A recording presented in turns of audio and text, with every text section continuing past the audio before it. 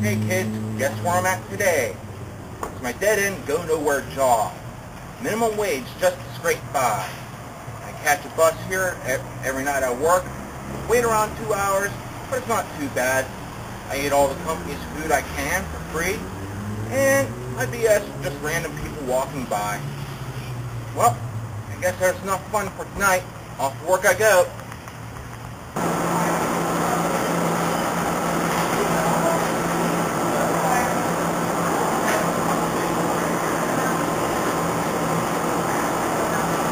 We don't serve cheeseburgers after midnight. After midnight, we're on the late night menu, which is the quarter pounder, double quarter pounder, bacon, tasty, new chicken sandwich, 10-piece nugget, 6-piece nugget, fries, plus drink. The whole purpose of working overnights here is to get the place clean and stocked for morning shift.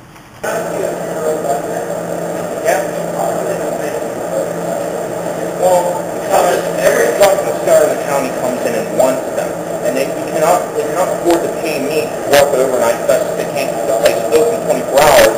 While we serve the dollar menu items all night.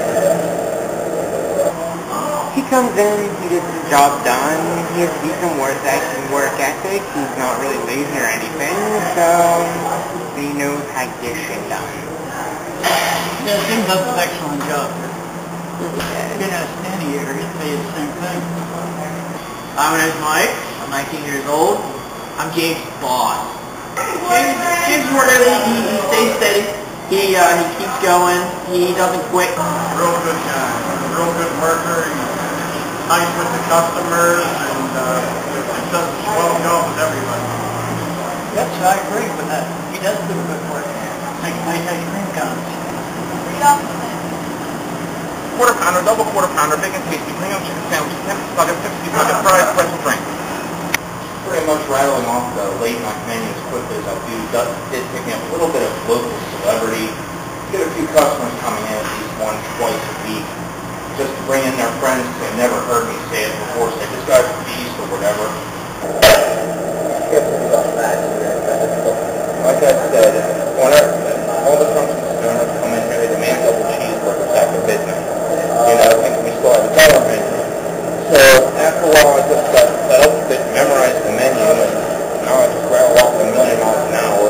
It usually impresses the heck out of them. They come in here expecting us to spend $3. After they leave, they spend 40. James personally, he's a funny guy. He definitely keeps up the morale at work, keeps us all smiling, and keeps us all thinking more or less about all the interesting things he pops up in mind.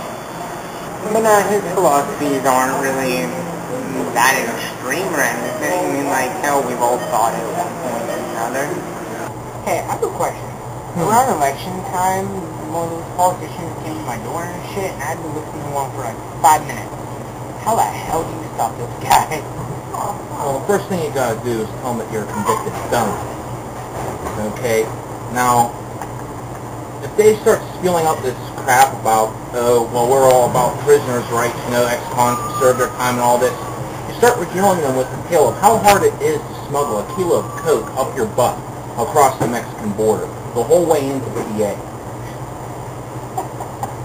Trust me, they'll drop it right there and leave you the heck alone. James is like the voice in my head that I probably should never listen to, but I wouldn't listen to them if they didn't have good points, man. Now, most of the time off of textbooks, you kind of just read it, you write it, you kind of understand it. James, however, takes the writing, forms it in his own little way, and it comes together in an amazing way that just works. You never really think that it would work until you actually think about it, put it in an application, and it works. It's kind of taking the street smarts aspect of textbook smarts. Well, you hear about that guy that once started his own fight club and tried to make it progress, the Project Mayhem? The movie? No, the guy that followed the movie and tried to do that. I mean, I wonder how far it got. Well, he tried bombing a Starbucks, and it didn't damage the Starbucks much and all that stuff. But the funniest part about it is he has become exactly what he was protesting against. You sit there and think about it, okay? He's protesting against commercialism, you know, mass corporations, all that stuff. Fight Club is mass-produced in both book and film by a mega conglomerate. Further, they have franchise rights sold out to video games. Some people are trying to make figures out of it, and, you know, all kinds of posters, images, and everything. It is a huge conglomerate. So he's reenacting a huge conglomerate, which is the very thing he's protesting against. He has become what he hates most. It's beautiful. Yeah, that I can agree with. I mean, it kind of makes contradictions the essence of life. James' sense of humor. There's only one word to describe it, and that's dark. Dark is the word. Mike, I apologize about the body and the freezer, but you know how I get whenever people ask for double cheeseburger after midnight. It happens, Joe. You know, between the party rushes, bar rushes, and all the hours we get from dead time at night, it helps break up the monotony a little bit. You never really can control that. You just kind of got to make sure they sign the contract first, so we can at least kill them and at least be righteous and willing. You know, like, I know the euthanasia contract I keep drawing up, I know. One of the best points is the ability to take any situation and turn it into something humorous. Every night when I come in, when we're working on weekends, if I'm pissed off or something, I just talk to him. And then usually within about 5 minutes, I feel better before I walk in through the door and punch him because he made me laugh at something. You know what, dude, I think I'm just going to become an advocate for undead rights. I mean, sit there and think about it.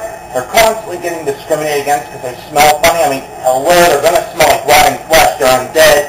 They can't get a decent job. Heck, they can't even get laid. Come on, let's fight for the undead. Him being an all-American a-hole, yeah. It's about as close to real-life Dennis Leary, other than Dennis Leary, you're probably going to get. But maybe a little more effed up in some ways. Ah, that's another beautiful night's work done. Time to go home, crash, wake up, eat, play some video games. No, just have basic fun with life. Catch you later, kiddies.